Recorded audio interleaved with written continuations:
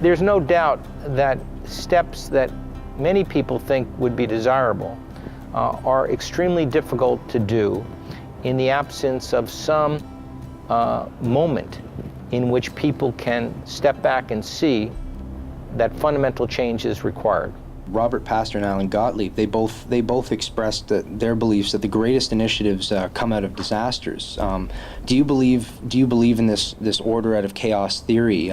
Given that the European Union was born out of 2 world wars, do you think that North America would require some sort of a catalyst to push us towards this North American community? Well, I don't see any. First of all, I don't know what kind of catalytic event it would take. I don't see any interest in building a kind of common superstructure in North America, either political or even economic. I don't see a monetary union. None of that is on the horizon at all, as far as I can see. I don't know what it would take for it to come about.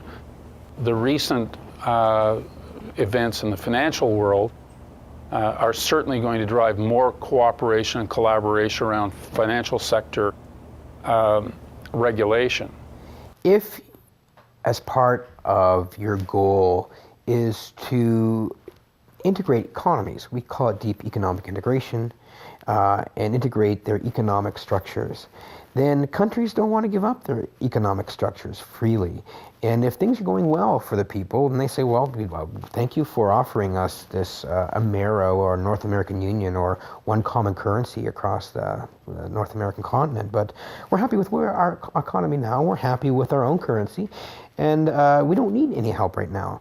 But if you throw a man or a country into quicksand, and then all of a sudden they'll clutch at straws. And the straw that they'll clutch at, you already have for them. But they won't reach for it unless you create the crisis and put them in there. I agree with many people who say, well, the idea for an Amero is just fantasizing because there simply is not the political will that existed in Europe. And I say, that's right. I fully agree.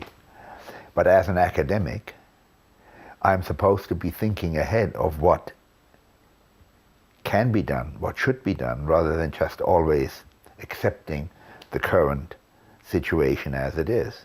If you want to move a population as a whole and galvanize their common thinking as a one galvanized response, and we all agree this, then they give you their will freely to go take them to where you already want to go. If you throw them in that quicksand and then you pass them that straw, and a drowning man will grab at anything, and they're drowning us. I've been paid very generously all my life, being a professor, devoting myself to putting out these ideas. And my hope is that eventually, if there is a major catastrophe, there will be enough people around who will say, well, this may be the time to try out this new idea. Whether this ever happens, I don't know. But as far as I'm concerned, I've done my job of introducing these ideas into the public domain, and now it's up to your generation of young people, the next generations, to see whether it's worth it or not. It's a process that they've been using for thousands of years. It's basically order out of chaos, and the idea that death breeds life. They believe if you can cause enough pain and wars and suffering, then out of the ashes of that will emerge their solution to this problem that they created, which is their solution would be oneness, one world, everything.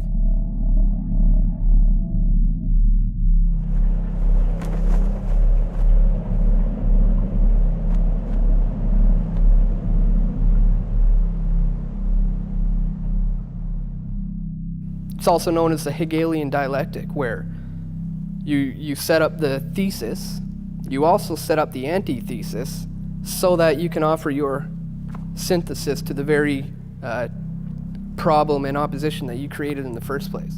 I mean, that's exactly what these people even talk about. It's the Hegelian dialect, problem, reaction, solution. They cause the problems to happen. You react to it, and you go towards something that they already set up for you from the beginning.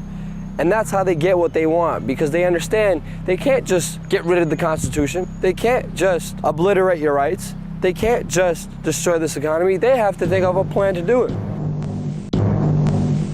Real freedoms are eaten up a little at a time, while government controls are slipped on, while the real power is collected into a few hands. Where government is not limited, no man is free.